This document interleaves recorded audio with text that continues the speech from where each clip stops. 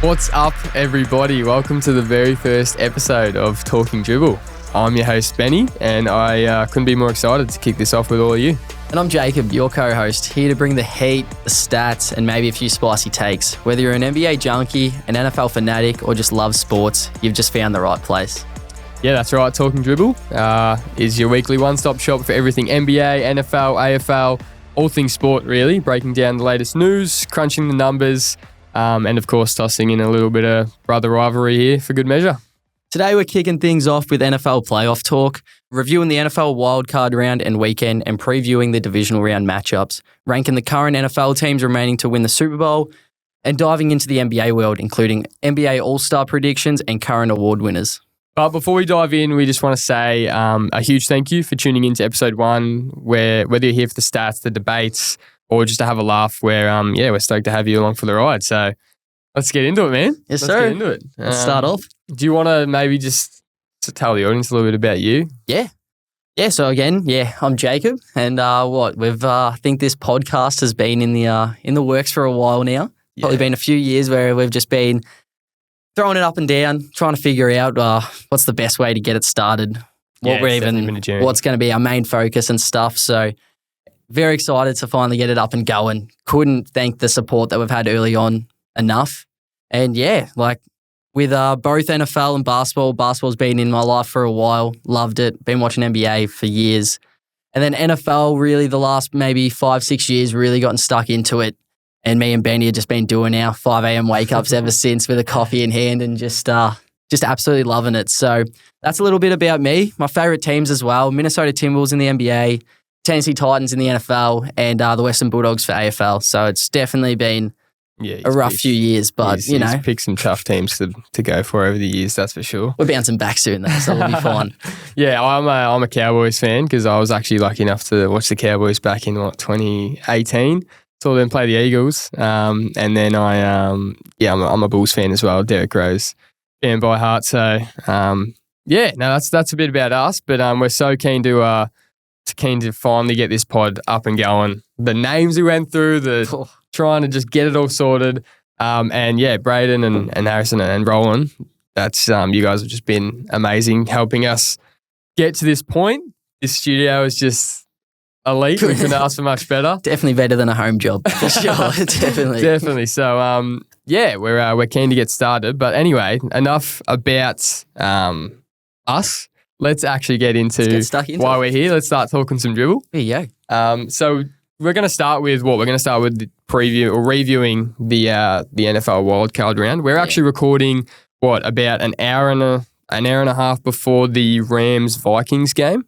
Kicks off. So 5 of the 6 games have happened, it's been a pretty good, not too bad. Good I think weekend. Yeah, I think we expected a few closer games than they came to. Denver v Buffalo. From the start of it, looked like it was going to be an absolute flyer with Bo Nix dropping like a 50-yard bomb. Bro, that for first a touchdown. Drive, I know. What were they, 3rd and 8? And then Bo Nix just was like, see ya. Absolutely launches it. Yeah.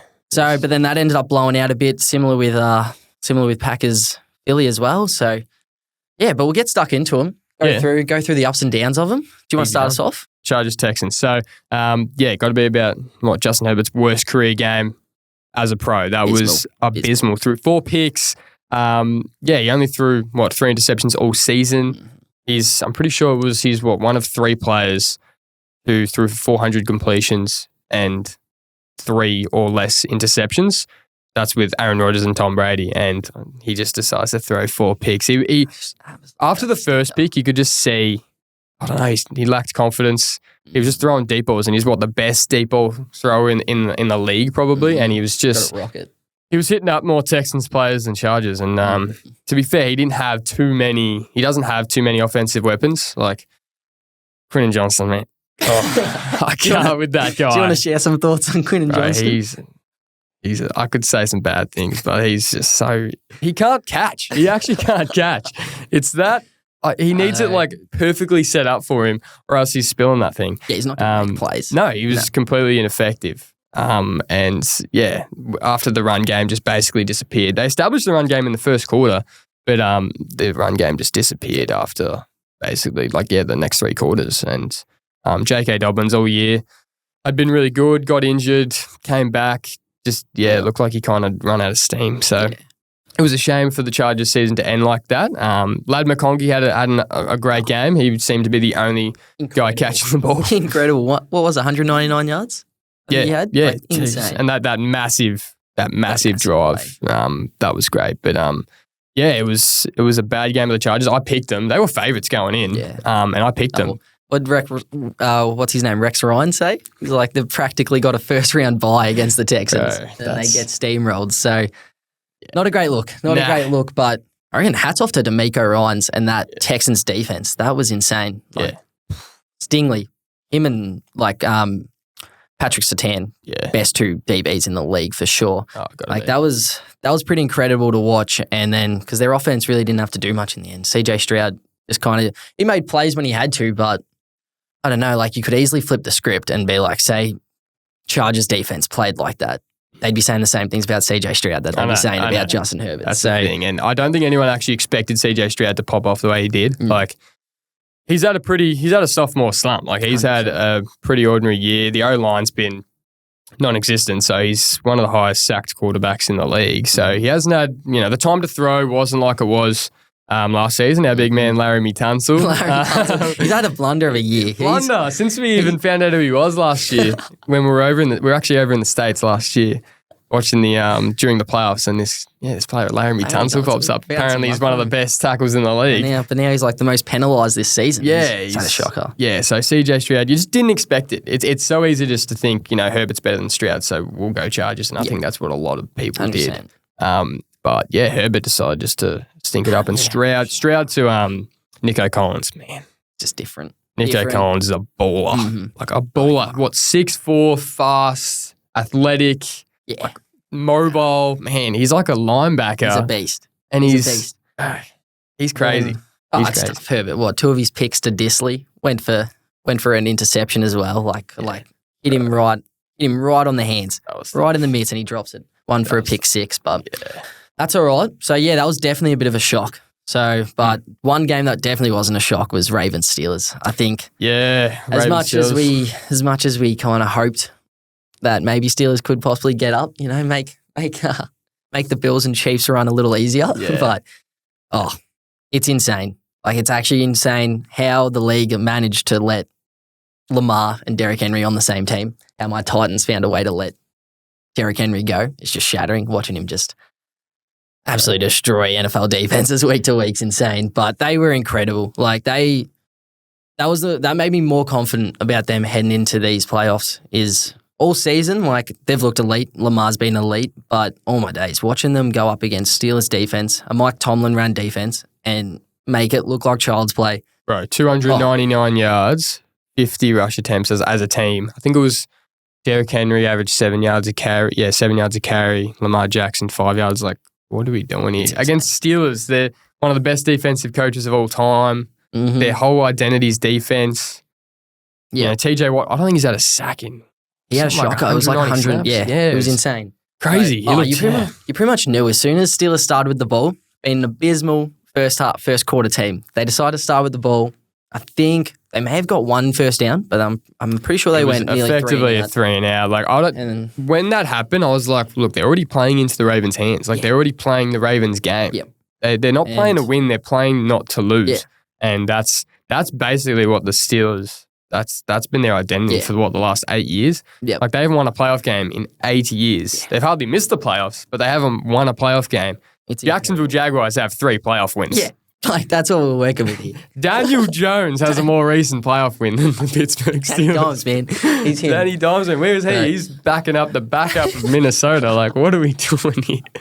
Bro, Mike Tomlin magic is non-existent. Yeah. Oh, it just, as soon as they went 3 and out, Ravens went down and scored, made it look so easy. You pretty much knew the game was over by then. Like, there was just nothing like, well, first Russ playing down. Like, do you really expect Russell Wilson to have a comeback over Lamar Jackson? Probably not. Not with Najee Harris in the backfield and George Pickens starting to fight 30 yards downfield as well. So, the Ravens just looked really polished, even without someone like, at the caliber Pro Bowl right now, Zay Flowers. They just looked like a real solid team. Their defense looks so much better. than it did during a regular year. Even the secondary's been very inconsistent. Their DC obviously just easing into it. Like losing a bloke like Mike McDonald to the Seahawks, like it's going to take time to fill that role. But it was just insane. Like even with Russ, like all year he struggled. If he had a clean pocket all year, struggled. I know. And like, when do you find that with a quarterback? No, he needs a clean pocket, no pressure. Like he needs time to throw. He's not the answer. He's not the answer. No one in that QB room is the answer. I don't think Justin Fields is as well. No. Would have liked to see them use him a bit more though, in terms of during that, especially with how stagnant the offense got. It would have been nice to throw a little. They did it early on and got a first down off it. And I'm like, wouldn't mind to see a little more usage of him and just throw a little bit of spanner in the works, but guess it wasn't to be. But they just played conservative. Like they were on 4th and inches, down I think 14, and just punt it. And it's like, you're in playoffs. You're playing in Baltimore. Those are the kind of plays to really get you back into the game and have trust in your offense there. It's rare that you're gonna stop Baltimore. Like if you're behind, it's gonna be tough to come back. Mm-hmm. And with those are the opportunities that they just needed to take. And look, it was a 10.5 spread going into the game. Like the Ravens were heavy favourites, and Steelers played like they knew that, and they were like, look, we need a lot to go right, but they didn't take any risks. They didn't take any chances. They just accepted it. And it looked flat. Like the game I was watching, I'm like, bro, like it's such a one-sided game.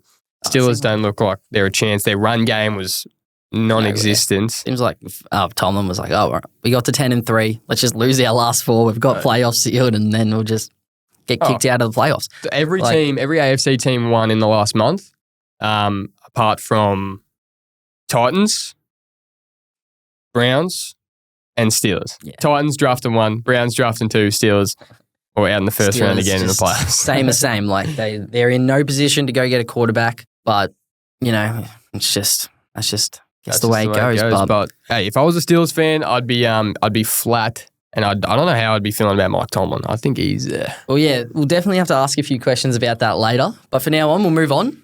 So you got next game? Yeah, Bills Broncos. So this is one of my favourite games. Broncos, after the first drive, like balling out.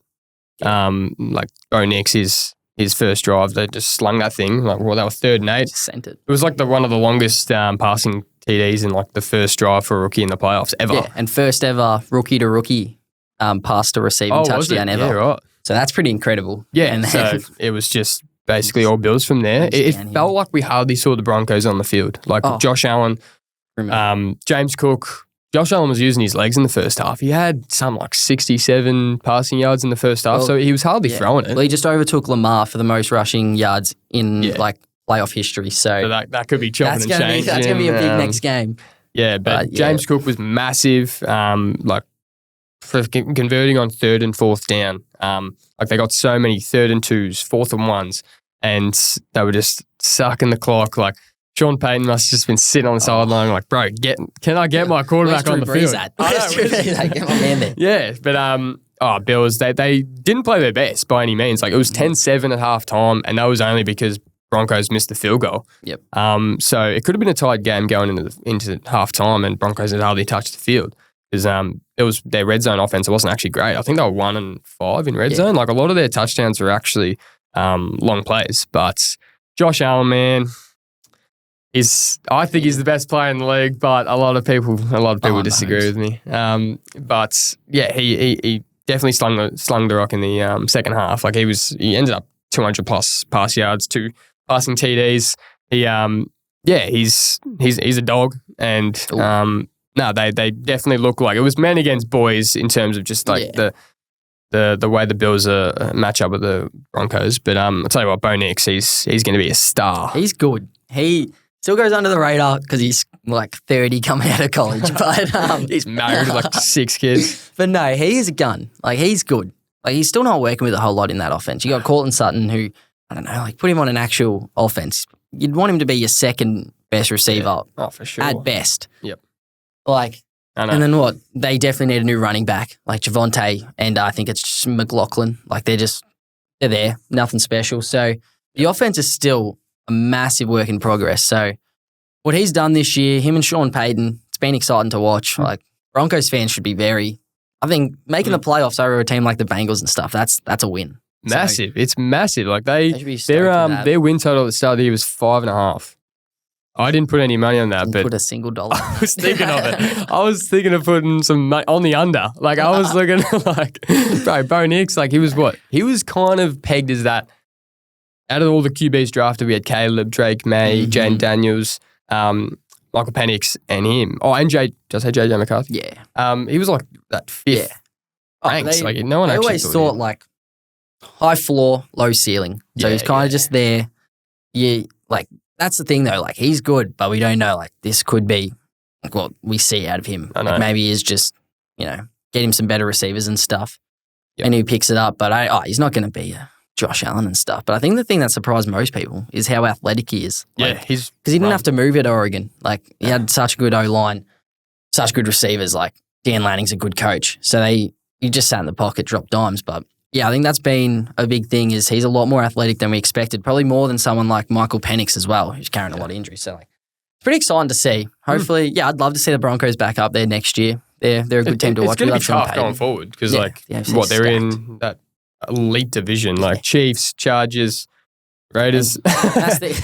But Chargers are just going to get better and better as well. Like this will be the worst we see a Chargers team, I reckon, with under Jim Harbaugh. Yeah, for sure. And it's such a stacked coaching division. Like Andy Reid, Jim Harbaugh, Sean Payton. Who knows who the Raiders are going to get? Tom Brady. Yeah, that's it. But it was a good game. Bills never looked like losing. Like after that first drive from the Broncos. But yeah, Josh Allen, he's 6-0 in the playoffs against everyone, and then 0-4 against the Chiefs and the Bengals. So he was expected to win. I'm so keen to see how they go against the Ravens. Very excited. But yeah, let's move on. What Tampa v Washington? Tampa v Washington. Yeah. Or did you want to go Packers? Packers. Eagles? Can do both. Yeah, whatever. Yeah. Packers Eagles. I reckon I picked that to be like game of the round. I was so excited for that. Got an elite offense versus elite offense. Really good quarterback versus really good quarterback. And what we saw Green Bay do last year in the playoffs where they just wiped the floor with your Cowboys. So I was excited to watch. But that was a pretty disappointing game. Like defensive masterclass by the Eagles. Like Vic Fangio, like quick hats off to him. Insane what he's done with this defense. Went from worst last year, getting blown out by Tampa in the playoffs, to taking them to literally number one in the league this year. With a little different ads here and there. Got two really good young corners in the draft. But it's really incredible what he's done with this defense. And you'd pretty much say they're a defensive written team now. Even with how star-studded their O-line, their offense is. Yep. Their defense is leading them. They won 22-10? Yep. So yeah, and for a team that has like some of the best offensive weapons in the league, like talking AJ Brown, Devontae Smith, Saquon Barkley. Right, like we were looking at the totals for that game. It was like 45.5, and we're like, what? Took the over. Right. Chucking the money on that over. Like we got Jordan Love slinging it. He'll get 44 on his own. Yeah, exactly. I'm like, Saquon's going to get that by himself. Yeah. And didn't even get close. So it was lost a bit of money. Just a bit. I think that was the one thing that cost me. Gamble responsibly. Yeah. Just a little disclaimer.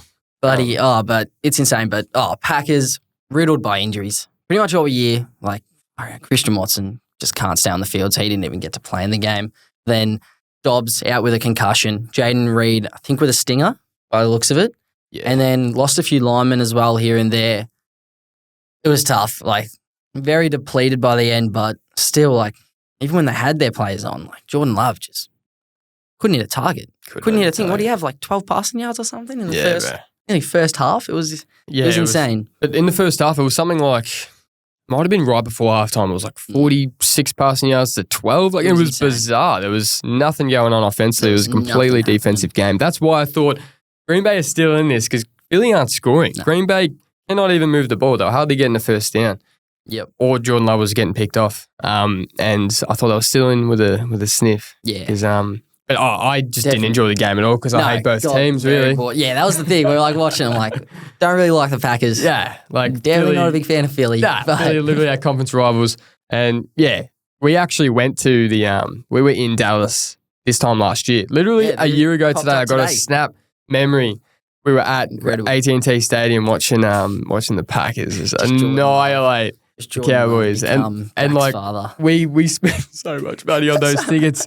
Like, the day or 2 days before, we were so pumped. Pre-game was a lead. Right, being in Dallas, it's just Cowboy stuff everywhere. It was so good. Like, we were there. We were going to be there for the next game as well, and it was going to be in Dallas because we were the 2 seed. And, bro, it was done in the first quarter. So, since then, I've hated Green Bay. Yeah. And when I saw this matchup in the first round, like Green Bay v Philly, I just wanted both of them to lose, really. But I was expecting a bit of an upset. Like, yeah, I was so close to putting them ahead in our bracket, but I know. that's all right. But Philly look elite. Little concerns about their offense, I think. Like, it really looks like Saquon. It's kind of Saquon or nothing right now because their pass game's just not there. We got AJ Brown reading books on the sideline. What was he reading? Not sure what's going on there. Jalen Hurts said he's never seen him read a book in his life, so don't know what's going on there. But yeah, we'll see how they face up next week against either, well, looks like possibly Viking. Oh no, either Vikings or Rams. Yeah. So it's Detroit. So Detroit are playing Commanders. And it's Philly v. I hope it's Philly Vikings. I'd love a Vikings Lions conference game. 100%. Move on to Bucks Commanders. Yeah, let's do it. So, oh my days, bro, shattered. Heartbreak. We love Baker. Love him. You What a could see it on his face. He was just shattered, and couldn't believe it. they were controlling the game. They had control of it. We were actually at the airport when we were watching it. We were watching it on our phones, and they had it. And Baker, I turned my phone off for a second.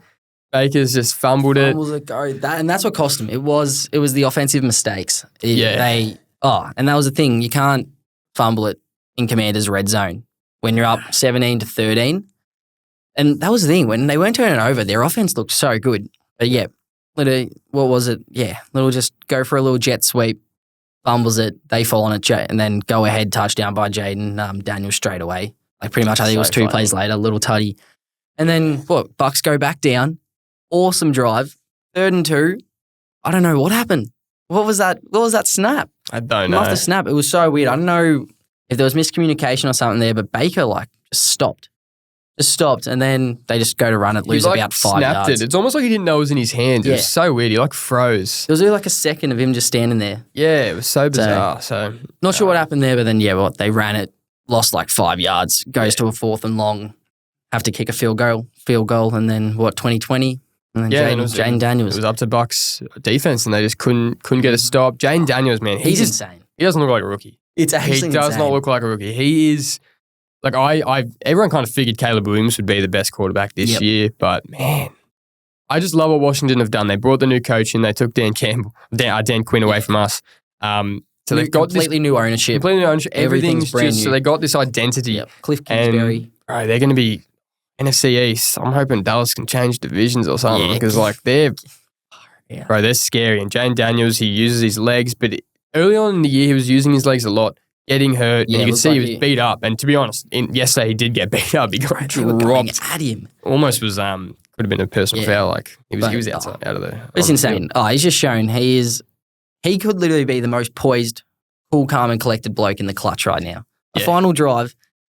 Not many quarterbacks have taken over him to lead me down the field. He's done that multiple times. Like he had a massive one against Philly that pretty much.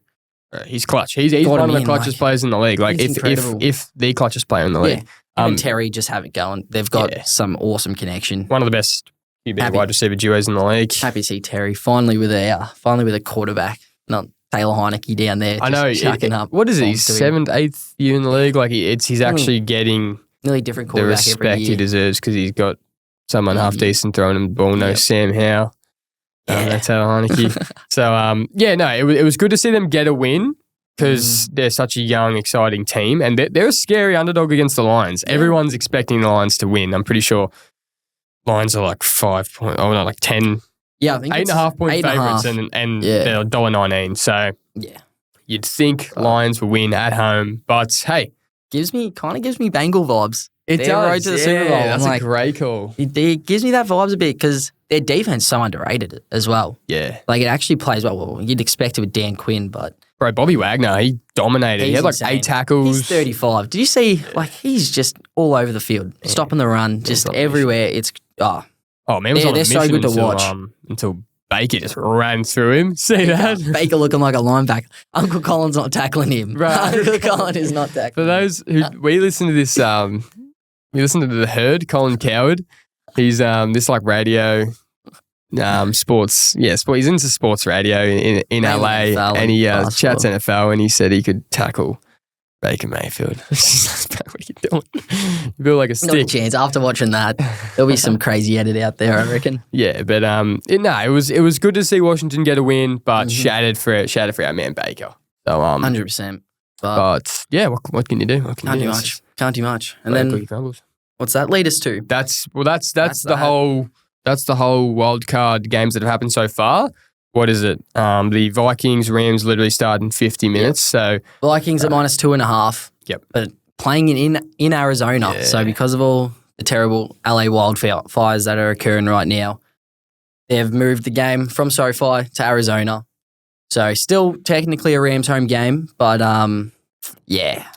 yeah, I'm keen. I'm hoping it's a close game. Like it's so hard. Rams can win in a dogfight. Like it'll be like 10-13. Or they can put up points. They got Cooper Kupp. They got Puka Nacua. Kieran Williams seems to get a touchdown every game. He's insane. Yeah. You got Sean McVay and Stafford there. Yeah. You're in good hands, but Vikings have looked so good. Like I know everyone, I think it was weird. Everyone kind of just instantly jumped off the Darnold bandwagon after that Lions game. It's bizarre. It's crazy. We've seen our fair share of quarterbacks have rough games this year. Like Josh Allen passed for like 11 of 29 or something against the Texans. We just saw Justin Herbert throw four picks in one game. Like you're allowed. Quarterbacks can have a bad game. And it was the biggest game of the year. Yeah. That was the biggest game. And he didn't play his best, but I think everyone's expecting Vikings to get a win here. I hope they do. I love what Kevin O'Connell's doing with them. Like every time they win, you just get to see the post-game speeches. Between him and Dan Campbell, like you just Kevin O'Connell. What's going on in the North, man? The coaches there are insane. I love it. But so good to watch. Yeah, I think Darnold and Justin Jefferson. Jedders. They got Aaron Jones running the ball. He's actually playing well this time of year. So I think the defense is still elite. So yeah. Definitely taking Vikings there. Hopefully can get up. And it's kind of now with the Commanders winning.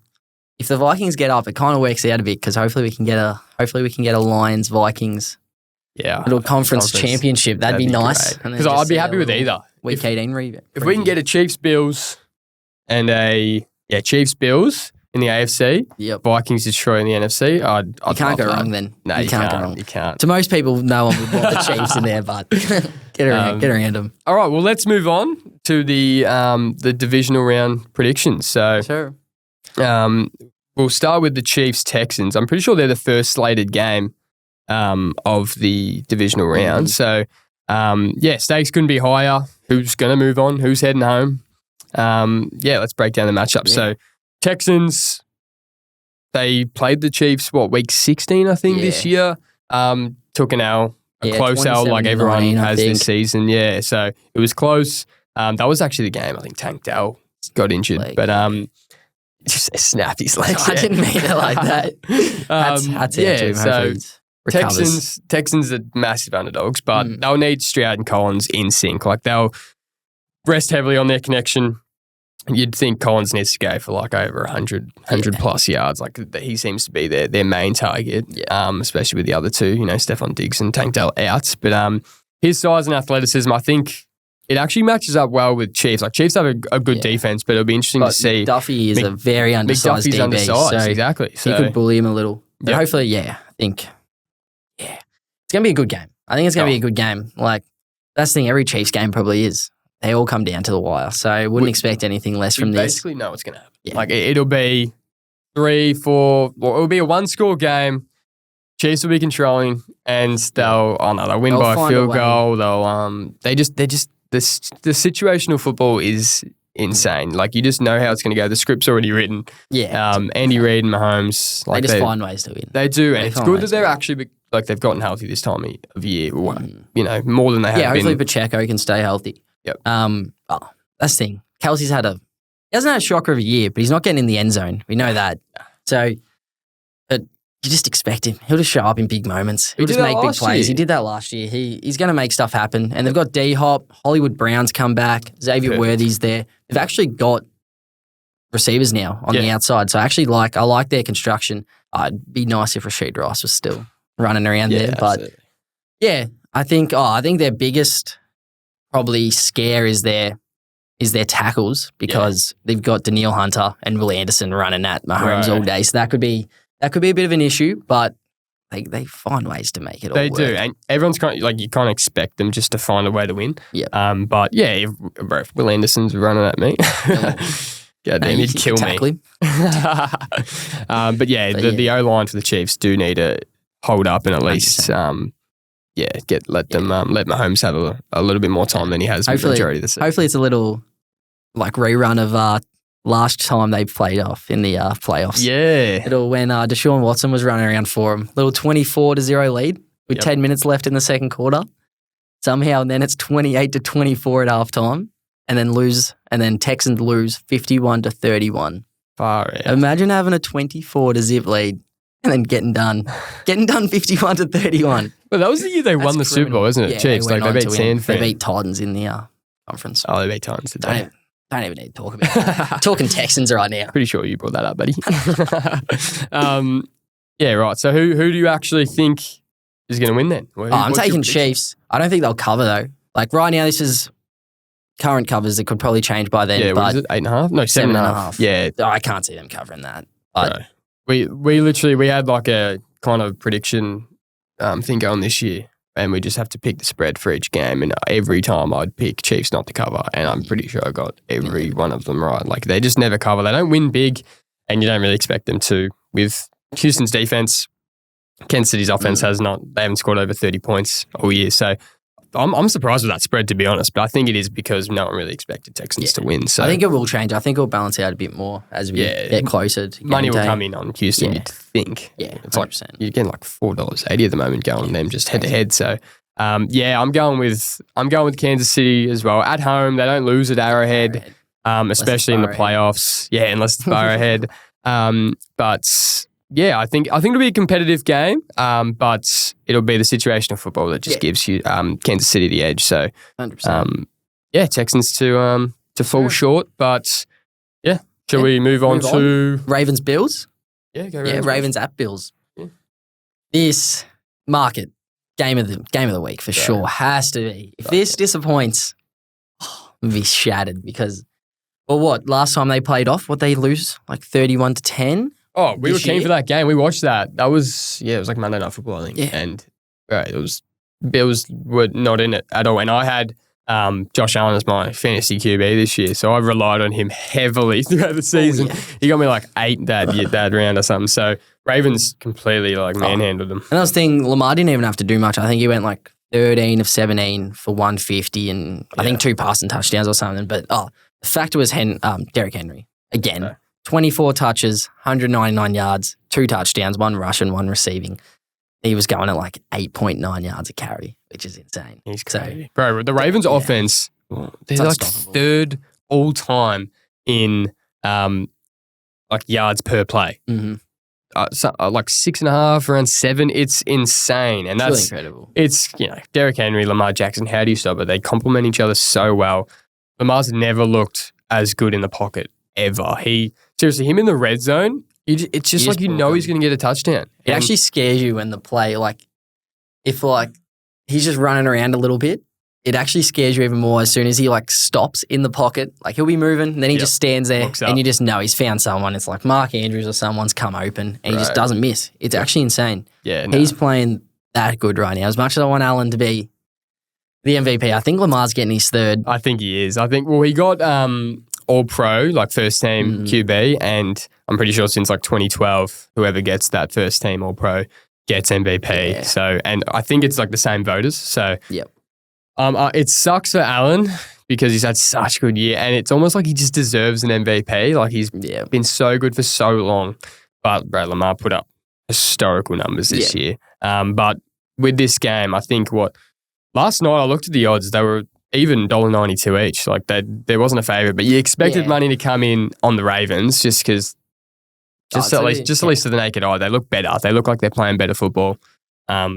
It's hard to bet against Lamar and Derrick Henry. Incredible. So they're $1.86 favourites at the moment. They're the favourites, but it's literally half a point. Half a point. We'll see. It'll be good. It's at Bills though, so hopefully, we'll see how we go. But it has to be game of the week. If that doesn't, game of the year almost. Like it's going to be a matchup. I hope it's going to be a matchup for the ages. Like it's going to be two of the best quarterbacks, probably the two best quarterbacks in the league, barring Mahomes. Yeah.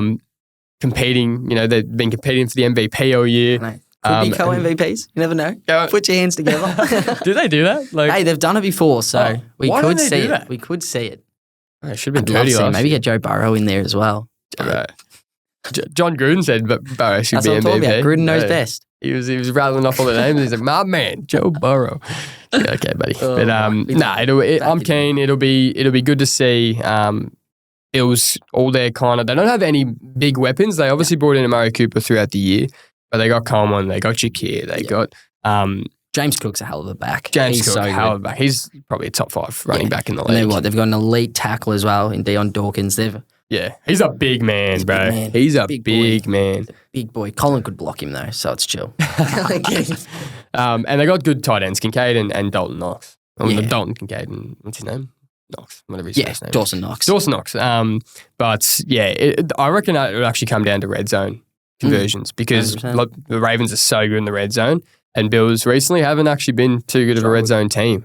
So I think on the board against Ravens. Like if I can see it happening, Ravens scoring on that first drive, Bills going down the field and only getting settling with the field goal. That could be the difference. So keen to see Allen use his legs. Like the two of the best rushing QBs of all time, basically. Yeah, they'd be up there. They're so different though. They're so different. Like Allen, he doesn't care about contact. He'll bust through a linebacker. Like he's a big man. And he's obviously got an elite arm. But Lamar, he's shifty.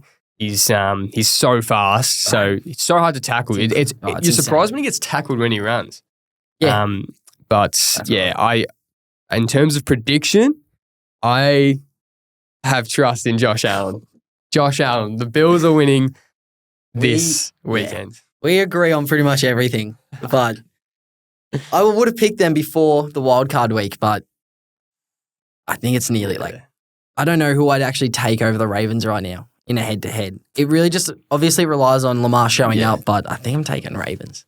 I don't want it to happen though. But I'm feeling playoff Lamar's rocking up this weekend. Playoff Lamar, bro. He's got a pass rating of 80. A little under 50 right there. Right. They compared Josh Allen and Lamar's playoff stats. It's insane. I think it was Josh Allen, 29 passing touchdowns, 6 interceptions. Lamar's 11 passing touchdowns, 9 interceptions. It's criminal. Maybe it's just my heart telling me, but I'm hoping Josh Allen and the Bills progress, and I hope we see a rematch. That'd be awesome. That'll be Chiefs Bills again. Everyone wants to see it, but I don't think anyone wants to see the Chiefs. Tyler Bass, watch out. Tyler Bass. All my days. That's right. We should move on though. Yeah. Hit up some Commanders at Lions. The matchup probably no one was really expecting. Oh, I wasn't expecting that. Sportsbet's got him at -8.5 right now. Lions.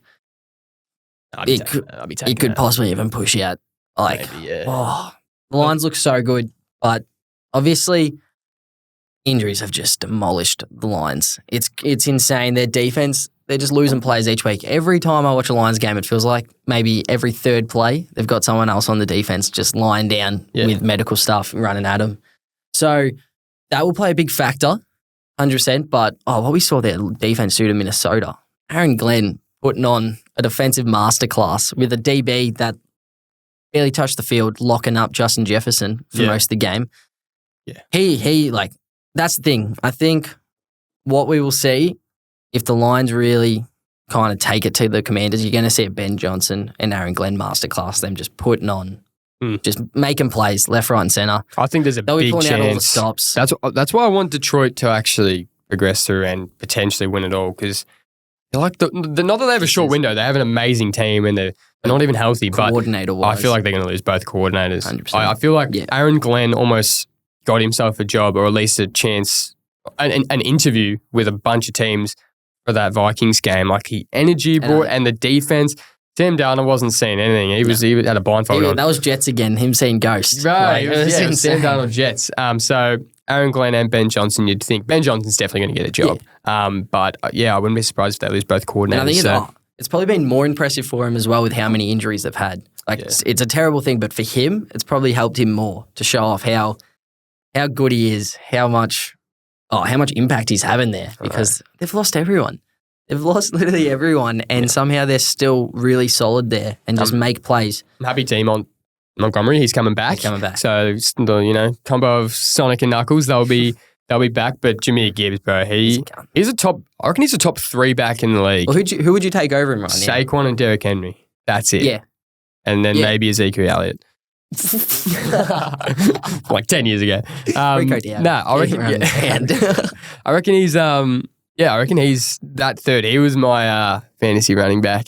Oh, really? I didn't realise. Oh, it's not a quick side note. I won my fantasy league. I didn't. We don't need to speak about it. Beat this bum in the championship. You're the league manager and everything. And no one even cares. No one cares. Yeah. I think a few people do. But no, it's Jameer Gibbs. He's a baller, and it's good that they got both their backs going. But I think the offensive weapons of Detroit are just gonna just be too much for that Washington defense. Yeah. They're a young team. Washington probably, I reckon the ship ends here. But, Amon-Ra St. Brown, Jameson Williams, they got so many targets. That's the thing. They've just got players everywhere. Yeah. Which, will be way too much for their defense, I reckon. But, I think the big thing is just they need to find a way to keep Jaden Daniels contained. Yeah. Which will be so tough. Yeah. But I think they've got the players to do it. And, you'd have trust in Glenn to make that happen. But, I think offensively, there's no doubts there. They're gonna play well offensively as a Lions squad. They're gonna play well because they got big fella Dan Campbell. Dan Campbell just setting the tone. That guy, bro, that guy makes you want to run through a brick wall. Like, get another Hard Knocks on the Lions. Oh, get another I could watch Hard that Knocks. again. Just get it on the NFC North, really. They should just call it Detroit Lions. Lions. We don't care about the Bears. The Bears can stay out. But Vikings, Green Bay Vikings, Minnesota, and Green Bay. Get us all of them. Hard Knocks of that. Dan Campbell, man, he's so emotional. You guys, he's so emotional. Like, he wears his heart on his sleeve. That video, like in his first or second season of that training, it's just going to be so memorable. And it's going to be so memorable because they're going to be a good team for a long time, I reckon. You'd hope so. They literally started from the bottom. Any other franchise probably would have fired their coach when they finished, what? Was it 0-3? Did they end up winning a game? I think they got one win. They got one 16? Win. Like, anyone... Well, they just did it to Gerard Mayo. They just got rid of him. Panthers did it last season. Campbell, but everyone, why wouldn't you? You've won one game, but they believe in this guy. They bought in. You can see the culture's just changed. Just biting off kneecaps. These guys, bro, they're just biting off kneecaps, man. Biting off kneecaps. He's an insane dude. He's crazy, but we love him. I wish he was the Cowboys coach, to be honest. So. Get him at the Titans. Right. I don't know about this Brian Callahan. So taking the Lions, do you reckon they'll cover? Yeah, I think they will. I think they'll win by maybe a couple touchdowns. I don't know how. They just put points on the board so easily. I think they'll really give Jaden Daniels a little bit of a reality check. I wouldn't be surprised if they go up 14-zip early and just kind of set the tone from there. I wouldn't be surprised. They just score quickly. Commanders a couple of 3-and-outs, and it's just game over by then. Yep. I wouldn't be surprised. But look, they're a much better team than Tampa. And Tampa... probably should have beaten Washington. So, well, that's that. So we better move on, and I think we'll smash out our NFL rankings, our remaining teams. Yeah. So this is what we still have. It's 9 teams essentially because we have the Rams and Vikings in there. So we have a little ranking every team in order from 1 to 9 on who is best, like who's the best team to actually win the Super Bowl. So do you want to just say your list first and I'll go 9 to 1. Yeah, go 9 to 1. Yeah, right. Countdown. All right, so backing in today, taking the Vikings. So I've got Rams at 9, Texans at 8, Commanders at 7, Vikings at 6, Eagles at 5, Bills at 4, Ravens at 3, Lions at 2, Chiefs at 1. Okay. I was chopping and changing Eagles a lot. I had Eagles at 3. Yeah. And then I kind of really looked into the game a bit, saw how much their offense struggled. I get that. I'm like, Nick Sirianni's still just massive question marks around him. I just don't know. They're such a bizarre team because it's crazy. Everything about a bad team they have, like off the field. Like, it seems like no one respects the coach. No. There's always something going on the sidelines. Yep. AJ Brown's been narky all year. Like, he just doesn't get enough touches. They're on like a 10-game win streak and he's arcing up about touches and stuff. Yeah, and who was Brendan Graham? released on his podcast potty about after that their friendship's broken. Yeah, it's bizarre. Weird. But you'd think that would be happening with a team who's got 3 wins. But it's happening with these guys. They continue to win. So but I think I was the same. I'll say my list. Yeah. I've got the Rams at 9 because I'm just expecting the Vikings to win. So I'm putting them at 9. Texans at 8.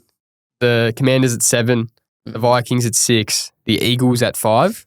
Yep. The Ravens at 4. Bills at 3. Lions at 2. Chiefs at 1.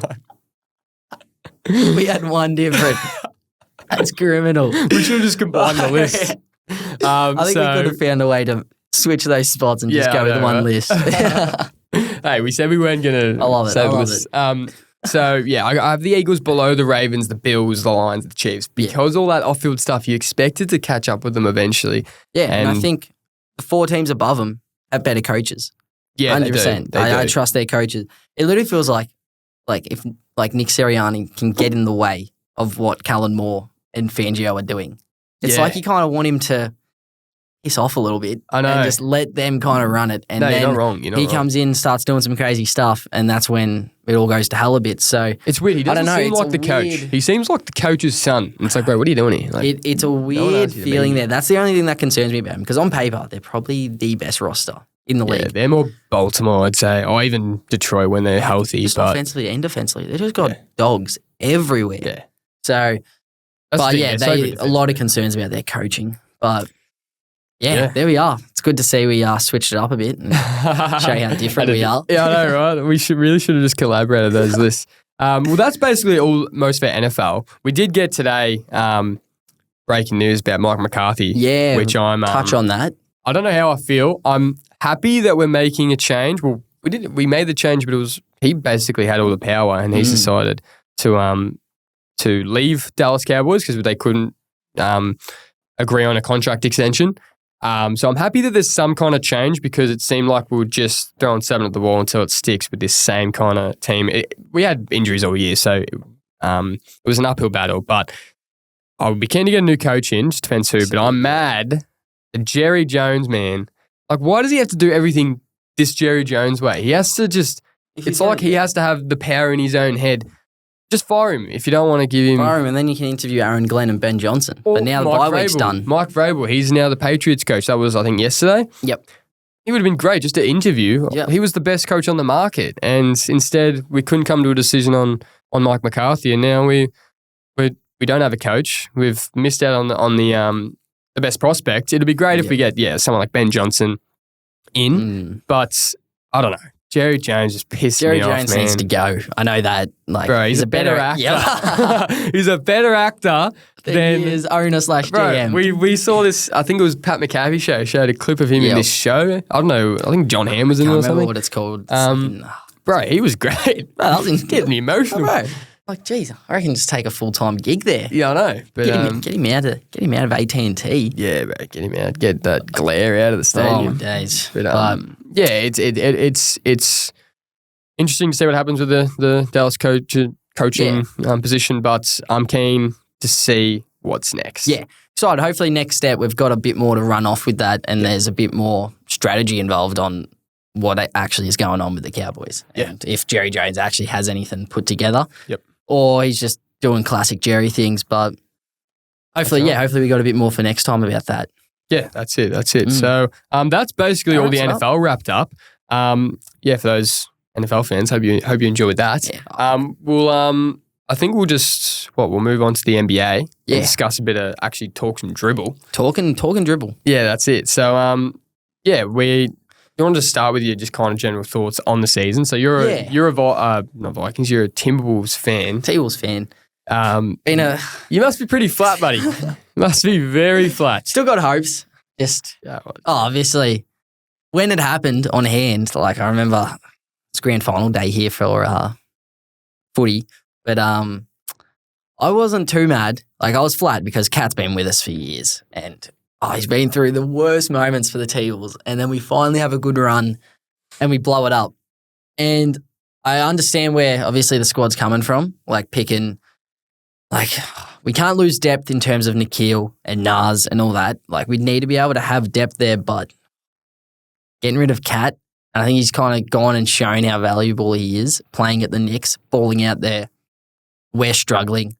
We're just a little bit above 500 right now. I think we're like 20 and 18 or something. Yeah, I think you are 20 and 18. We've been terrible. But hopefully we can turn it around. I don't know. Julius Randle, hell of a player. I just don't know if he wins. I just don't know what he brings to us. And it just clogs up the lane. Anthony Edwards is just driving into 5 bodies every day. So he has to shoot like 12 threes a game, which he's knocking down at a high rate. He's shooting like 43% still, which is incredible. But yeah, obviously it's definitely throwing a spanner in the works for our team. Everything's just inconsistent. Defensively, we have spurts where we look insane, and then we have spurts where we're letting 130 dropped on us. Same with offensively. I don't think we can put it all together yet. No. Defensively, offensively, either one game, it's one of them. We haven't put a full game together where we're looking to lead on both ends, which is a little concerning. Hey, you're better than my Bulls. You're better than... Exactly, but, I think most teams are, but that's all right. We don't need to talk about the Bulls. Didn't need that. Don't talk about the Bulls. I'm happy with what the Bulls are doing. We got Giddy in. I'm happy with having Giddy. I just want to offer him I wanted us to offer him a contract extension. It's good that you have to take him out with 2 minutes to go as well. Yeah, I don't know. He just doesn't move his feet very quick, so he can't really I don't know. He's a gun though. We got good defending guards. We got Ayo and Kobe White. So Giddy just kind of sits on the bench in those last 2 minutes. Levine's balling though, so that's good. Levine's balling. You traded to me. So we've got a basketball fantasy league as well, and you traded me Levine for Desmond Bain. Yeah, quite low a little on Desmond Bain. Yeah. Hey, they've both been good, I think, but Levine's been insane since. It's crazy. But still happy with it. With it. That's good. It's good. So let's get into actually discussing. So we're going to discuss our standout teams for the year. So we've each picked a team who is, I guess, the most surprising, heading into the season based on those expectations. You start us off, man. Oh, I think by far the biggest standout team, just in terms of how young they are and what they're doing in the Western Conference as well, is the Houston Rockets. Can't stand them. Can't stand them. Always hate them since Harden. Harden and Chris Paul, Mike D'Antoni.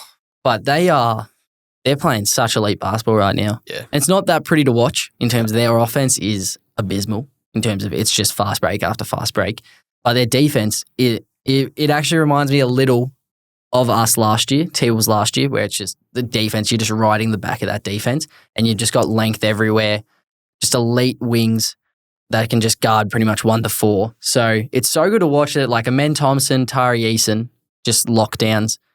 They're so good. I think they're ranked second right now in opposing points per game, which is just behind OKC, who are possibly the best team in the league. Yeah. So it's so exciting to watch. I think they're carrying momentum from last year. They had a really good back end of the year, nearly pushed Warriors out of the play-in. Yeah, play-in. Yeah, that's right. So it's so good to see. But I think my biggest concern with them is come playoff time, they're gonna be in the playoffs. I think this year they're just going to be a regular season powerhouse, similar to what we did last year. Win 50+ games, get maybe the 3 or 4 seed. Yep. Concerned about them in the playoffs, just in terms of their half-court offense is quite bad right now, and it's probably worse than what ours was last year, just because it is very inconsistent. And when it comes to the playoffs, everything's just going to become so much more confined. Yeah, teams have so much tape on you. They're your, whoever you're versing, you're their main thing now. It's not a regular season when you got Houston in Houston and then you're heading over to Spurs the next night. For however many games, minimum 4, they're your main attraction. And I think a lot of holes will be found with that team. Yep. Just in terms of mainly offensively, because they'll have to run through Şengün and stuff. I don't know if Jalen Green's there yet to really stand up in the playoffs, but Şengün I think definitely is. He's a gun. He's going to be so good, but I just don't know if they've got the pieces offensively around them yet to really make a run, which don't expect it. They got so many mouths to feed. If they are competitive in the first round, that's huge. They have been so much better than anyone expected. Not a big fan of Ime Udoka, but he obviously can coach basketball. So they've been a massive standout. It's truly incredible what they've done this year. I think they'll keep it going. I don't think they're going to have a slump at any point during the regular season. I think they'll just keep the foot on the pedal. They'll just find ways to string wins together because they're that good defensively. They make every team play their game. Like they like watching us against them. We just play scrappy against them because they're just everywhere. So excited to see that. Yeah, I think they'll get about a 3 or 4 seed. Yep. And they're pretty kind of Memphis Grizzly vibes from a few years ago. But yeah, no, it's good to see. I just don't like Houston. I just can't stand them. I can't stand them. Hopefully they lose every game from now on. But so my surprising team of the year is actually Cleveland Cavaliers. So no one really knew how the East was going to be. There was a few teams that kind of changed. Like no one ever knows how Miami are going to be. You know, you have your normal teams, Boston, Milwaukee, but even Milwaukee haven't been as good this year. You thought Philly were going to be like a top 4 side with Paul George coming in. No one really had Cleveland Cavaliers pegged. In my playoff predictions, like preseason, I had Cavs finishing around, I think it was the 4 or 5 seed, because they're kind of just that middle ground team. But they have been so good this year. They have been offensively, they're so in sync. Darius Garland, Donovan Mitchell, they're actually playing complementary basketball finally. Like they're two of the fastest guards. And yes, JB Bickerstaff last season and last few seasons has had them playing well. They've been an affordable team, but they were one of the slowest paced teams in the league. I thought there was a ceiling on Darius and Donovan as a backcourt. Yep. And I thought people were talking about moving 4 or 5 Donovan. seed was tops. Yeah. And no one thought they could be this top team in the East. But Donovan, Darius, they move the ball. Like the ball movement, I love watching them. They move the ball so well. The ball doesn't stick. But then Donovan and Darius, especially Darius, are actually having the opportunity to make decisions, play make. Darius is averaging, I think, like 8 or 9 assists. And like just under 20 points. And no, they're looking so good. They're I think one of the fastest paced teams in the league. Kenny Atkinson, him being brought in from the Warriors. The last few seasons he's been thrown around, and I'm pretty sure he might have been Charlotte's coach for like a day last season. He got appointed and then he pulled out. It was something like that. But now he's in Cleveland. And cool to have him. Yeah, and we actually were like, JB Bickerstaff's a bit stiff when that happened, when he got the sack. 100%. But Kenny Atkinson, you can see he's actually kind of implemented some of the Warriors, the structure, just everything. Even around the last, pretty much since Donovan got to Cleveland, he's led the team in like touches per game by like over 20. And I'd looked a couple of weeks ago, so it may have changed a bit, but last time I checked, he was 3rd behind Mobley and Darius, which is massive. That is massive. Yeah, that is a complete shift around 20 to 3rd in the team. So Mobley's literally he's one of the best talents in the league, and he really was just kind of put in this box as the 3rd best player, and that was the opportunity he got. So it's great to see that he's actually getting more opportunity because I think he's an all-star, Evan Mobley. I think Evan Mobley's an all-star this year. Sure.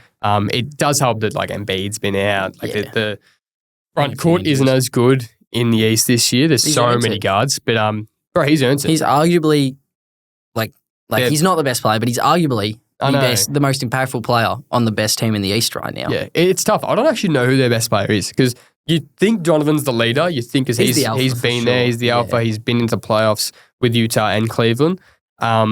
But I think 2 of those 3 players, Jared Allen's he's a great player, but I think 2 of the 3 out of Donovan, Darius, and Evan Mobley, 2 of them are going to make the All-Star team. One of them's going to be pretty stiff to miss out. Yeah. And I think that'll actually be Darius who misses out just because Donovan, his name alone kind of just gets him a little nod. Yeah. And he's their leader, probably the best player on the best team in the East. And Evan Mobley, man, he's defensively, I think he's 2nd at the moment in Defensive Player of the Year odds. Yeah. Right. But yeah, I had him in my All-Star team. But yeah, they've been such a surprise. Also, just a little shout out to the Detroit Pistons. Yeah. My team's actually surprised. Yeah, we didn't chuck either of them in. They were like 3. JB Bickerstaff coaching them now. They're sitting, I think, 2019, maybe? They were 3-35 at this point last year. 3-35. And we're like, Monty Williams, what are you doing, bro? We rated him. We're like, why did Phoenix get rid of him? Now he's coaching a high school league. Shambles. But Cade Cunningham, I think he's going to be an all-star as well. Has to be a starter. Yeah, they're looking way better than they have been. Jalen Duren needs to pick it up for my fantasy team. God damn, man. He's averaging like 28 points. He's really the only disappointing one there. It's been good what they've done. They've brought in some good vets. I was very like... Why'd you bring in Tobias Harris? Yeah, like who brings in Tobias Harris? But it's obviously worked to an extent. Like they're not going to be a championship contender, but just getting wins on the board is massive for them. I think they'll make the playoffs maybe. They'll be a playing team. I hope so. They're right with Bulls, Atlanta, even like they're a little bit west of Miami. But no, they've been in a little surprise packet. Most disappointing. There's been team. a few. There's been a few, but then there's also been some that started disappointing and have kind of picked up. And I know where you're going, but I'll start us off with a team from the West. I like this easily the most disappointing team so far, and that's the Phoenix Suns. Yeah, it just feels like there's just so much going on there right now. They're 10th in the West right now. That's good. Like they were 12th a few days when I looked. Like that's insane. How are they so bad? Actually, wait, no, hold up. That's my bad. They are 2 spots out of the 10th seed. Oh my. Yeah, so they're out of the play-in right now. That's on me. No. They're out of the play-in right now with Kevin Durant, Devin Booker, and Bradley Beal. Oh. And that's kind of where we lead to. Bradley Beal, what a just terrible fit for that team. He's been benched. We kind of said, and he's actually played better since then, but we kind of said that as soon as he got there, it didn't make much sense. You've got 2 of the best offensively gifted players to pretty much ever touch the court. Yeah. On one team. There was no need to bring in a third superstar who's eating up your cap space and just limits you from pretty much getting anything. Like bringing in anyone. And then they bring in Yusuf Nurkic. Now he's out of the rotation completely. He's not even playing for him. But that just made no sense. That's more of an offensive big man, which they don't need. I don't know. Their construction around the team has just been terrible. And it's showing. And for such a stacked offensive team, they're averaging 112 points per game. Right, it's proven teams don't win like this. They don't by just completely shelving your roster and then just bringing in all-stars, bringing in superstars. It doesn't happen. They tried it with Brooklyn. KD, he was a toe away from making it to the conference final, or was it the finals? They were a toe away from beating the Bucks that year, but it didn't work with Harden, KD, and Kyrie. It's not working with Booker, KD, and Bradley Beal, and it's just not a proven formula. It just doesn't work. The Bulls average 5 more points a game. Damn than straight the Suns. they do. Damn straight. Why do you say that so surprised? Josh Giddey-led Bulls team is taking charge, and we love it. We love it. We love the Bulls. We love the Bulls, but that's insane. You're talking about Kevin Durant, Devin Booker, Bradley Beal, averaging 112 points a game. I thought they'd average that as a trio. Yeah. Oh, amen. So they've just been super disappointing, especially I was expecting after last year's playoffs getting swept by the T-Wolves in the first round. I was like, okay, they should bounce back, make some good moves. Brought in Tyus Jones, really liked that. And they had a good start to the year. They looked solid. And then it's just been downhill from there. It sounds like Bradley Beal and Yusuf Nurkic have been beefing. Both of them, I reckon, will be out of the team by the deadline. They need to be. And then, but obviously that hasn't happened in terms of that improvement. They've gotten worse, which I didn't expect because they're still playing good basketball. Like, KD's playing well. Obviously, he's been injured a little bit. Individually, they're playing well, but as a team. Still plays well, but they definitely need to make some moves if they want to get back into the West contention. They started well, right and now they've just, because I like Bud as a coach. I think he's a good coach. Yeah. But, something's amiss there. They've been super disappointing, and hopefully they can turn it around, but we're not sure yet. Just a bad construction, I think, of a team. There's just so many holes. They've been disappointing. They've been very disappointing. But this one team, man, the Minnesota Timberwolves, God damn. That Karl Anthony Towns trade, that's got to be probably the worst franchise move I've ever seen. Imagine your team, you're second in the West? Second in the West. Third. You were third. You were a top 3 team. You beat the reigning champions, Denver. So you're a top 2 team in the West. They probably should have beaten Dallas last year. They just wasn't going right for them in that series. But Karl Anthony Towns is your second best player. He's been your franchise player, the only guy left from those dark years. He's a top 3 big man in the league. And you're like, you know what, guys? This worked, but let's not run it back. Let's just get rid of him and give Julius Randle some money. Oh, and let's extend Rudy Gobert. Anyway, it was the worst move I've seen. When I saw that trade go through, I'm like, oh, well, Minnesota are done now. You got rid of Julius Randle, got rid of Karl Anthony Towns for Julius Randle and Dante DiVincenzo. 2 guys who are good, but they're not all-stars. They're not great. They're not Karl Anthony Towns value. Him and Ant, as long as you kept those 2, you were in with a chance. But now you're like, oh, we need to pay Naz Reid. We need to pay Nickeil Alexander-Walker. It's bro, do you think the Warriors would have had 4 championships if they got rid of Klay Thompson after they lost to that year before they Livingston. got their first ship, bro. It's so disappointing because now I still expected them to be like a top 2, top 3 team, but that fit of Julius and Dante DiVincenzo just hasn't quite worked. Yeah. It's great that they finally moved Mike Conley to the bench. Dante DiVincenzo is starting, but the offense is so stagnant. You've become like 3-point dependent. Like Ant is super. Ant leads the league in 3-point attempts and makes, but he's just slinging that thing, and it's like you're either 3-point or bust. But I'm telling you, Julius Randle's sometimes unwatchable. That guy is... Could get him in a headlock. Oh. Could definitely get him in a headlock. It's like he's got this tunnel vision.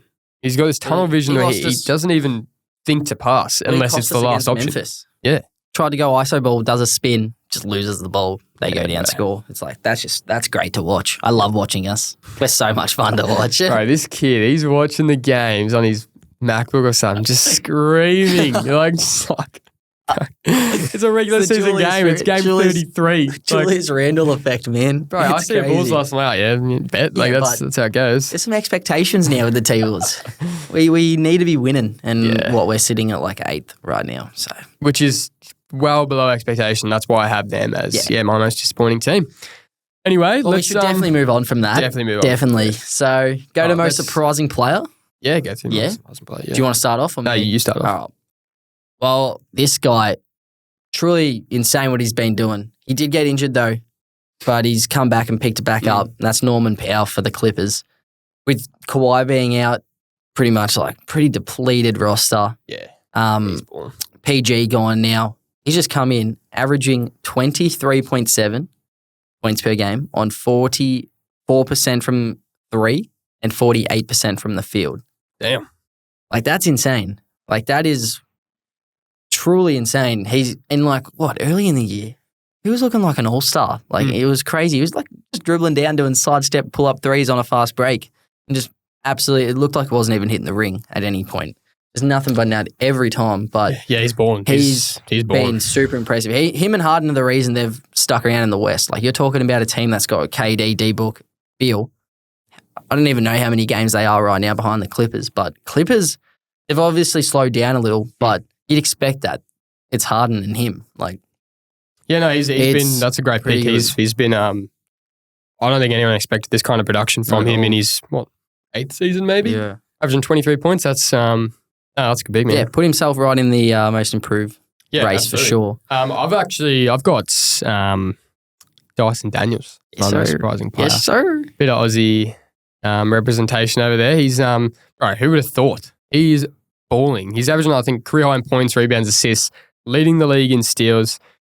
Got to be like a top 3, top 4 candidate for Depoy. Like, he's one of the best defensive players in the league.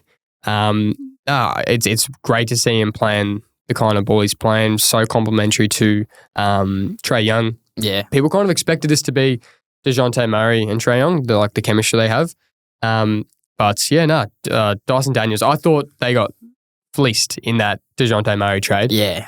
Dyson and Larry Nance? Yeah, it's like, really? DeJounte? Like, I don't know. I didn't think Dyson was going to be as good as he was, especially so early. I thought he definitely had the potential, but I didn't think he'd be so good straight away, especially in a new team. But he's been electric. He's great to watch. Like, his hands are he's got the most active hands in the league. He stole I remember the play against the Lakers late in the game. He stole a little.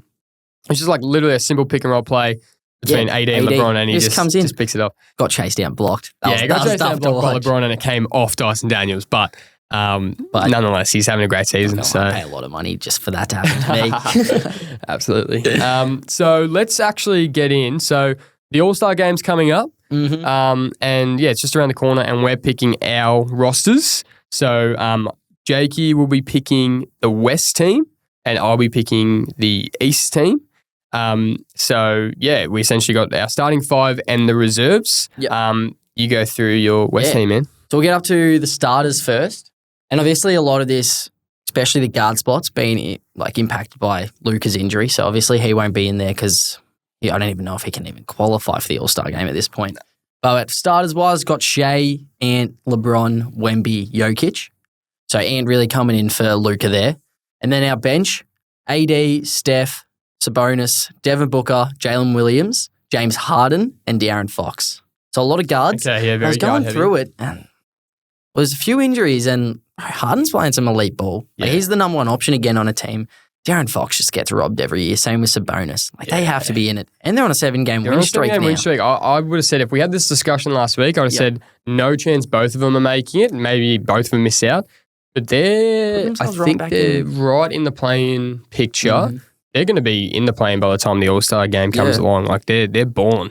100%. I wouldn't be surprised. So, obviously this is our picks. I reckon Steph may get into the starting spot off name value. I wouldn't be surprised. So then it'll be Shea, Steph, LeBron, Wemby, Jokic. Because they've got an excuse to do it now that Luka's out and then Ant on the bench. But I think if we're going off stats, Steph, there's blokes who could get in over Steph.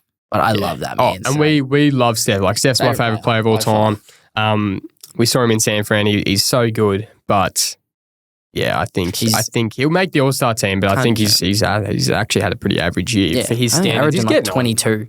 Yeah, he's getting on. Yeah. That's a good team, though. That's a good team. So no Kyrie. No Kyrie Irving?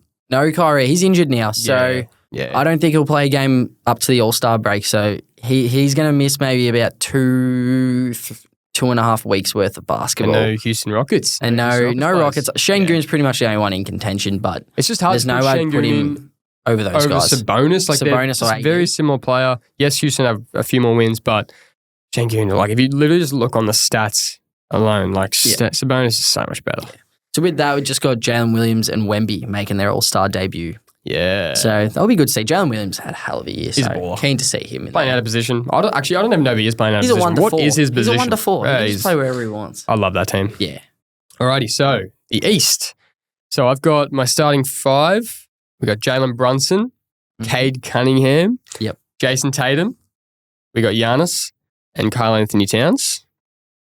And then for the reserves, I got Jalen Johnson from the Hawks, Evan Mobley, Trae Young, LaMelo Ball, Tyrese Maxey, Donovan Mitchell, and Jaylen Brown. So I actually almost missed Jaylen Brown when picking this team. I actually originally had Tyler Hero sitting there. So I've got Tyler Hero just missing out, even though I reckon he's balling out like 23.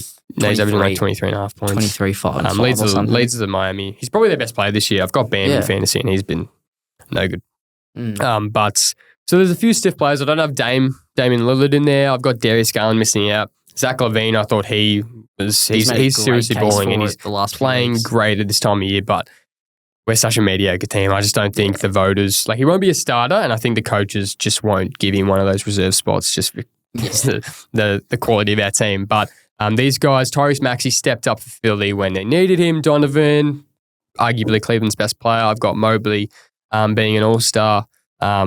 Finally, like, he's getting the opportunity in the team. He'll be one of the front court reserves. And Jalen Johnson make his all-star debut. He probably should have won most improved player last year. He's a fair chance to win it this year, which I don't see how that makes sense. But he's balling. He's balling out. And him and Trae Young, they're so complimentary of each other. Yeah. And I've got Jaylen Brown in there because, look, he's the second best player on Boston. They're still, like, they're up there. There are a few games, I think they're 4 or 5 games behind. I don't think they'll Cleveland. catch the 1 seed. No, I don't think they will either. But they're going to cruise to the finals. And I got Cat starting. Did you notice that? Cat? Did notice that. Definitely noticed that. Pretty good player. Yeah, he's not bad. Wouldn't really let go of him. Minnesota could use a bloke like him. Yeah, you could, couldn't you? Might trade for him. We'll see. But I got Cade Cunningham starting, which I don't know if that'll happen. I reckon Dame, like, the players love to see him Dame. Like, fans love him, so I reckon Dame probably will actually make the final team. But I've got Cade Cunningham starting. He's balling out, leading that Detroit Pistons team from the front. They're not that, when you look at their players, they're not too deep of a team. No. They got some, good vets. They picked up some good vets in Tim Hardaway Jr. Malik Beasley and Tobias Harris, but they're not very deep. And Cade Cunningham, just every game, he's their best player. He's a gun. He's like a mixture between Luka and Shea right now. Yeah, with the way he plays. Stat sheet. It's so composed, so leveled. Gets to his post. Like, he's just posting blokes up. I know. He's actually so good to watch. Like, for a bloke that young. Yep. Like, he looks so poised already. So, he should be a starter for sure. But, I wouldn't be surprised Dame finds his way in there again. Yep. But, should we move on? Yeah, that's our all-star predictions this year. So let's smash through these kind of mid-season award predictions just to give you guys a sense of who we think deserves the awards right now if the awards were voted on today. Yeah. We got a few differences, I think. Yeah, I think so. I think got a few. Yeah, definitely got a couple. So we'll start it off. I think we've got the same MVP though. Yeah, we both have who? Nikola Jokic. Nikola Jokic. You can't pass up. He's not actually the favourite. I think he's second in the odds on, at least on Sportsbet, $2.50. It's just crazy. But yeah, Shea's leading because, OKC are probably the best team in the West. But what's he having? 32, 13 and 10. And basically 10. It's like 9.9. He's averaging 10 more points than his career average, 3 more rebounds and assists than his career average. That's insane. While shooting 48% from 3 and 55% from the field. What are we doing? Like there's no way. Look how deconstructed his team is right now. Yeah. They're losing blokes every offseason, and he's playing with Russell Westbrook. Yeah, he doesn't have a night off. He does not have a night off. He doesn't know how to have a night off. Like he looks tired all the time, but he doesn't get tired. I feel like he could play a whole nother game after he's played a full one. Like he leads the league. He actually leads the league in 3-point percentage. Yeah, 48%. Which is crazy. He's 5th in steals. So even in stats, you don't think he's that gets great his hands in there. He's he leads the league in box plus minus, offensive box plus minus. Like he's a system. He's a full system. He literally is the Denver system. Yeah. And Mike Malone has said when he takes him off, he has like what? He prays. He prays. Like they can just no stay other afloat. team has that. Like he is the most valuable player to his team, and that's why we at least think 100%. He's the MVP. 100%. Defensive player of the year. So we got different ones here. Okay. I'll start us off. You start. Showing some love to the Aussie. Dyson Daniels, D-Boy. I respect it. Leading the league in steals, 3.1 a game, and averages a block at the same time. Marcus Smart was the last guard to win D-Boy, and he averaged a steal a game, and he was on like a loaded Boston Celtics defense. This guy's doing it with Trae Young in the backcourt with him, who's possibly the worst guard, defensive guard in the league. And it's insane. Everyone he guards has an off night. It's truly incredible what he's doing. 3.1 steals a night is insane. But we don't just go off steals. He's everywhere. You just have to watch the game to know he's everywhere making plays happen, like what we talked about with the LeBron one. Watched him against the T-Wolves. No, whoever he was guarding just couldn't get open. Ant's just running around, trying to get open, having to jack up threes because Dyson's just there. You pump fake him, you think you got space, and he just recovers. It's truly insane what he's doing. He, by far, the best defensive guard we've seen in a while, I reckon. And he's got the stats to back him up this year. Hear you, but I think you've forgotten that there's Victor Wembanyama in this league, bro. How can you even argue against Wemby, man? I love the, giving the props to the Aussie, but, bro, he leads the league in total blocks with 127. No one's even close to that. Leads the league in average blocks at 4. 4 blocks a game. 4th in defensive win shares, 4th in defensive rating, 1st in defensive box plus minus, top 10 in defensive rebounds, which, hey, that's an important stat. Should have won it last year. He should have won it last year. Nah, really. They had, I think it was a top 5 defensive rating when he was on the court and then a bottom 10 when he was off. Yeah. And Rudy was just happened to be the best center on the best defensive team. But look, Rudy's whatever. Yeah, but Wemby's special. But he's incredible. But also with these awards, success does matter. It's very rare they give these awards to someone on a really bad team, and I guess that was their issue last year. But they're better. They're flirting with a 500 record this year. They'll be a play-in or competing team. Yeah, 100%. But he's currently the odds-on favourite at $1.30, and I think you'd be crazy not to pick Wemby as your D-Boy. But anyway. My boy Dyson, he's taking charge. Let him cook. We should move on. 6 man of the year. Do you want to go 6 man? Yeah, we'll go 6 man of the year. I'm going with Peyton Pritchard. Mm-hmm. Man's balling. He basically he keeps progressing with the opportunity he gets. Yeah. His minutes go up, his production goes up. Averaging 14, 3 and 3, which isn't those stats don't jump off the screen at you, but it's at 46% from the field, 40% from 3, which is great efficiency. That's 6 points above his career average. So, he's averaging a career high in minutes with 27. So he's only doing it. It's really your classic 6 man, and that's why I think he just fits this 6 man of the year award so well. He's that spark off the bench. He's a timely player. He picks his moments like he did in the playoffs last season, but he does that this season when Boston need that little bit of energy, that burst of energy. he's got the green light from Joe Mazzulla. And he must. He pulls it from anywhere, bro. It's crazy. I think they all do though. They just launch it. They just launch it. He's really fits that Boston Celtics 3-point system. But per 36 minutes, he actually averages just under 20 points. So if he was playing longer, he would be right up there with guys who are probably in this award discussion who average a few more points here and there. But Sportsbet actually has him as the current favourite at $1.53. So I've got him as my sixth man. Yeah. Don't mind that. Don't mind that at all. I think there's someone you're forgetting, and he's also in the East, and that man's name is DeAndre Hunter, averaging 24 and 2 off the bench. First time in his entire career he's come off the bench, and I did hear apparently he wasn't overly happy with it at the start of the year, finding out about that. But all my days, he has stepped into that role. He has fully stepped into that role. 24 and 2 off the bench, just making plays left, right, and center. It's actually, it's insane. As long with a steal a game as well in this really good Atlanta wings right there. He just kind of plays a perfect role for him. And, I was actually kind of shocked. I looked at the odds on Sportsbet, saw what there was, saw Peyton was leading, DeAndre second. Looked at his stats. I was blown away by the way he's averaging 24 and 2 He's a definitely game. having a career best season. He's super efficient as well. Yeah. What was he drafted 6? Yeah. He was drafted 6. So he's actually finally. People were pretty much ready to call him a bust. Yeah. And been moved to the bench first time in his career, and he's making the most of it. It's great to see. 24 and 2 off the bench is just crazy, I reckon. 20 points as a sixth man. I love it. So it's actually I've got a few Atlanta blokes here, but you just see so many of them make a massive jump this year, which is weird because they're, as an actual team, they've kind of plummeted a bit. Yeah. They've kind of mellowed out around that plane again. But I'd like to see them make another little run and try and get out of the plane this year. They've just got blokes making big plays, and he's a massive one. He's been, super unselfish in terms of, going to the bench, allowing Dyson and stuff to come in, and his role's just gotten even better from there. So, he's definitely my pick for now. He's no sketch, but he's he could be within a chance. All right, Rookie of the Year. I don't know. We don't spend too much time on Rookie of the Year because who knows? We don't know who is actually going to be healthy, who's playing well, for 5 games, and then he's out of the rotation 5 games later. So I've got Alex Sarr now. I'm the same.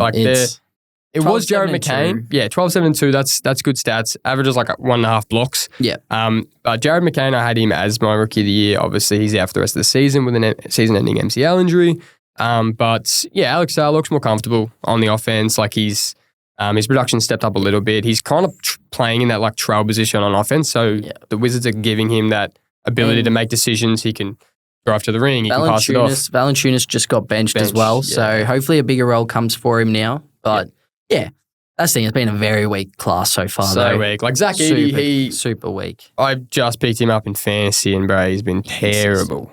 Terrible. So he's actually, I'm pretty sure Edey and Sarr are the betting favourites at $2.90 at the moment. Have the exact same stats. Edey's missed quite a few games though. Yeah. So I think that's probably enough. We need to speak about the Rookie of the Year case. It's tough year for him, but we'll move on. Go most improved. Yeah, we'll go most improved. Yeah.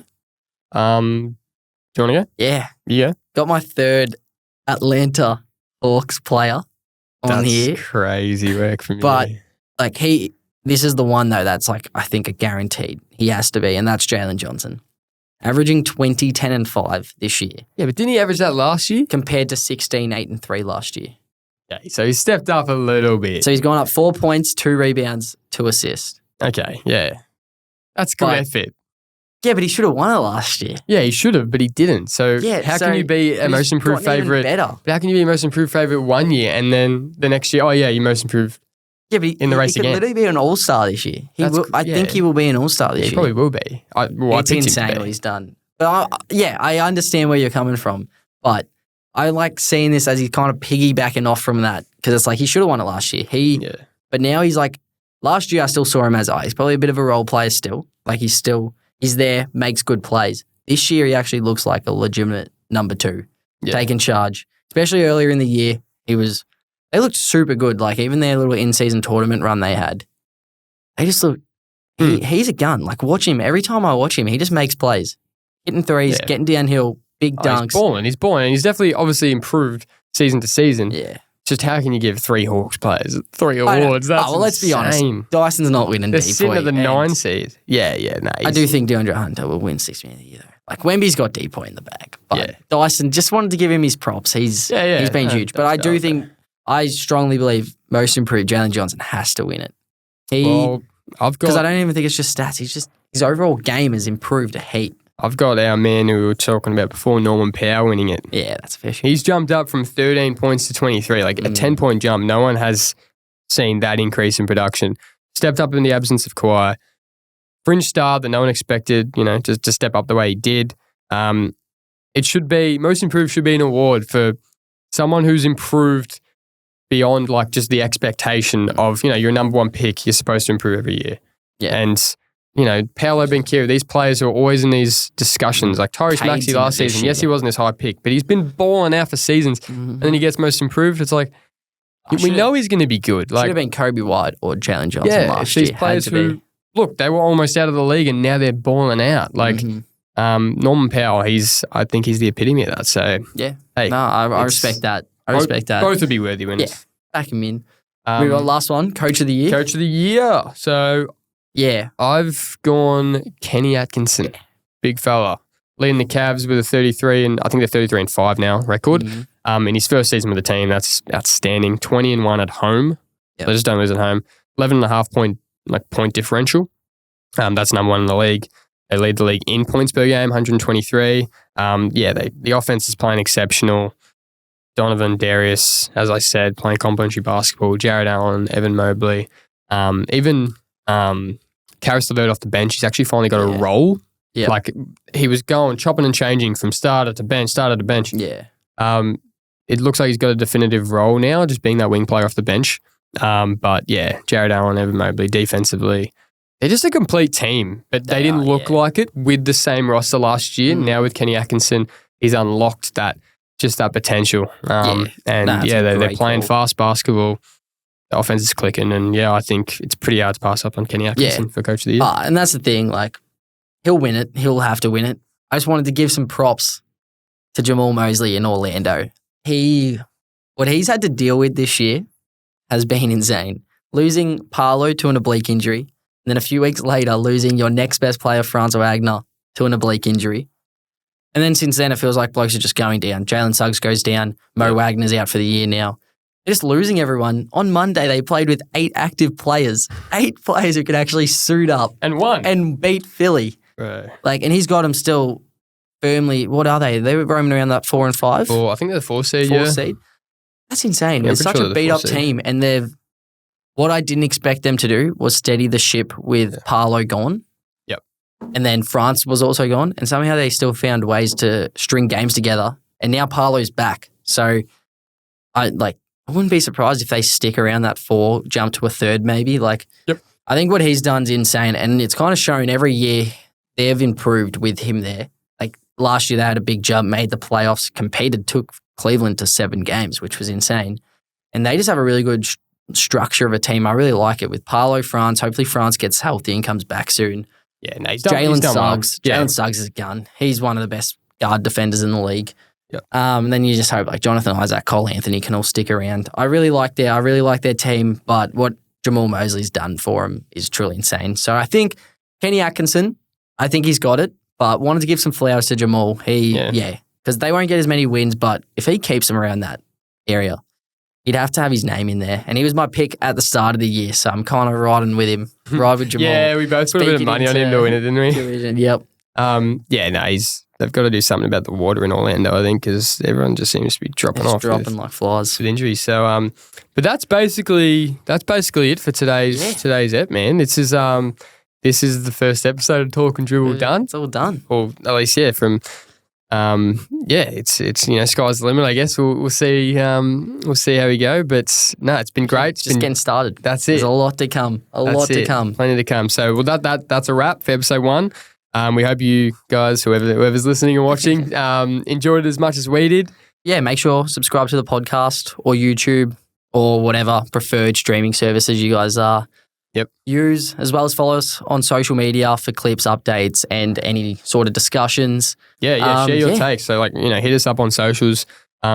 Share your takes, opinions. Let's keep the Talkin Dribble conversation going. We'd love to hear what you guys think, and then we can bring that up in next step. So we've got a bit of a mailbag or something, NFL or NBA related, or just pretty much anything you guys are really curious about. But 100%. Just look out for our socials. We'll be posting stuff. Yeah, absolutely. Very frequently and episodes weekly. So that's it. So we'll be back next week with more stats, debates, plenty of banter. This is where we're looking to upload weekly. So around that middle of the week, like on a Wednesday. Until then, keep loving the game, and we'll see you on the next episode of Talkin Dribble. Yes, sir.